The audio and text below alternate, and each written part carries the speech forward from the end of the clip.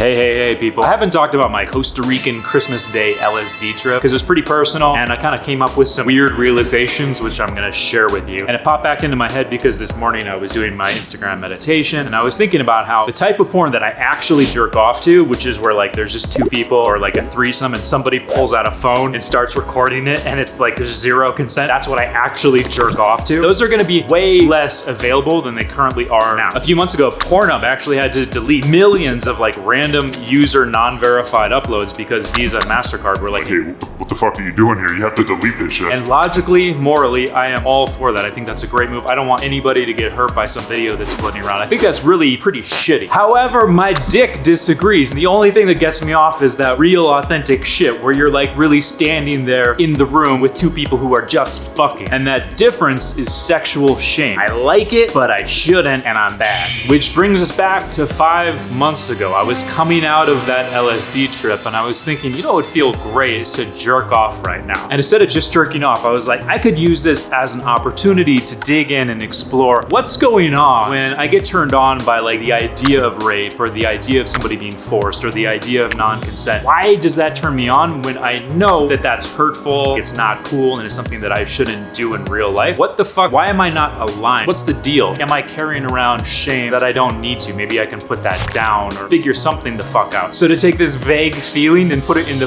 foreground, I went on like X videos and I found like some gangbang videos which were like simulated, but at least I was getting the feeling of like, you know, 5 guys raping a girl. I'm trying to jerk off. And I eventually was thinking about how if I were like a berserker Viking back in the day and I'd been on a fucking ship for, you know, 3 months, we land with this group of horny fucking warrior dudes into a village. We just start slaughtering everybody. In that situation where it's just a cultural norm to rape and pillage, I also, as part of that culture, would rape and pillage. I've got the exact same DNA. The only difference is my nurture. If I was nurtured in that environment, I would be raped. That's just a fucking fact. So I'm in the bathroom of my Airbnb. I'm staring at myself in the mirror and I'm imagining that I just killed some fucker. He's lying dead on the bed and then his 16-year-old daughter is there and I throw her on the bed, start fucking her, choking her and shit. And then she's crying and I come and I felt really, really bad. So mission accomplished. These vague feelings that I had were suddenly right in the foreground and I was like, this is not good. I am coming out of this trip. My brain circuitry is sort of rewiring and setting. I don't want to feel like a piece of shit. I need to figure this stuff out with some urgency. So I'm just feeling dirty. I go back into the living room. I put on an eye mask, start listening to some music again that's supposed to get you into the mood.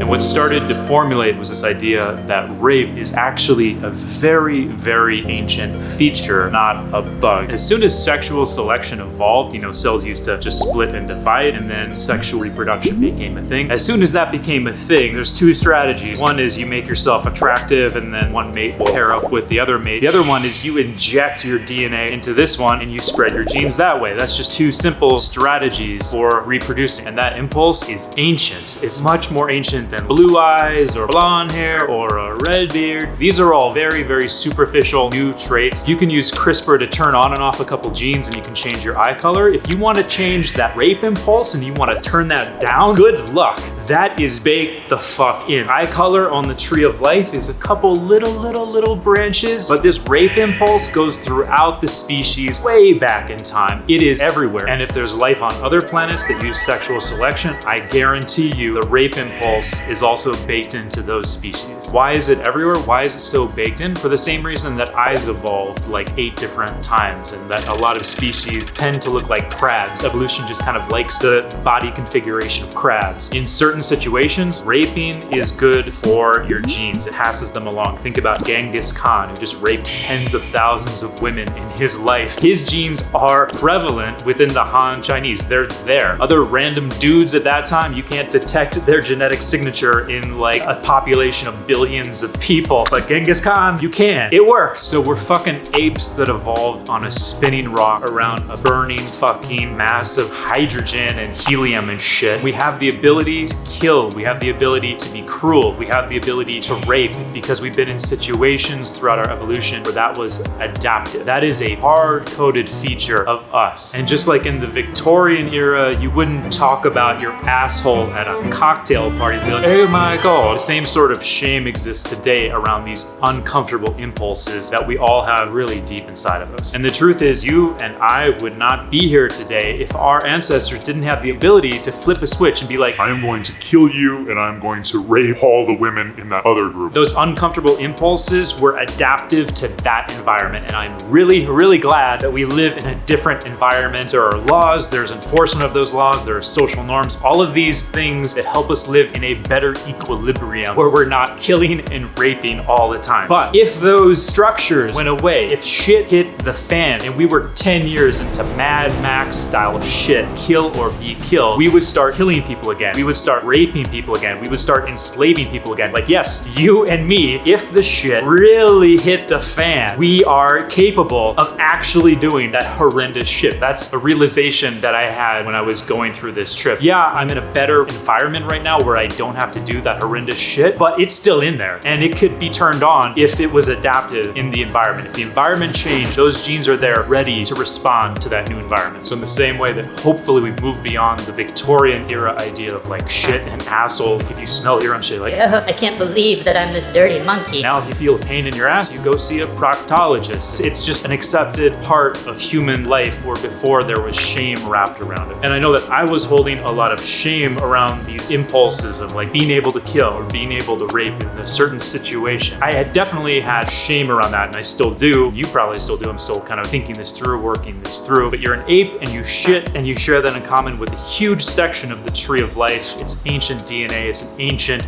mechanism, and you shouldn't have any shame around that. In the same way, you have a rape impulse. You share that in common with a huge section of the tree of life, and you shouldn't have shame around that. Now, if you want to take your shit and shove it in somebody's face, you should be prosecuted for that. That's assault. If you want to take this rape impulse and act on it and actually rape somebody, yeah, you should definitely go to fucking jail. But these impulses, these mechanisms that are baked into what we are as apes, we shouldn't have shame around that. That's baggage we don't need to carry around. The final thought that I had while I was coming out of this LSD trip was, you might think that these impulses are like this, sort of nasty feature that, we should try to shave off with civilization. But it's so baked into the tree of life that this characteristic in men of having a rape impulse has a corresponding impulse in women. Meaning women have a deep impulse to select for a guy who has that dominant, assertive personality. That guy who, when shit hits the fan, will other that other group and he will fucking slaughter them. That guy who has the ability to be cruel and merciless. These uncomfortable impulses in men that we tend to shame as a society actually are selected for by women, and they fit, and they're looking for those characteristics in men. Have you ever heard how girls like bad boys? That is exactly what I'm talking about here. So if as a man you see this feature in yourself and you're like, I don't like this, I'm gonna shave it away, I'm gonna try to minimize it, I'm gonna try to wrap it in shame and not have this be a feature of my personality, women aren't going to find that attractive. I wish that we could all CRISPR this weird dynamic away and we could all just be nice people, and girls would select for nice guys and guys would select for nice girls. That's just not the equilibrium that we're in. A guy and a girl like to get rough in bed. The girl's cool with it. The guy's pulling the girl's hair, he's slapping her, choking her, and they get off harder. That's cool. That's great. That's part of the human experience. It's part of the mammal experience. It's ancient and we should respect it. So shame is not the move.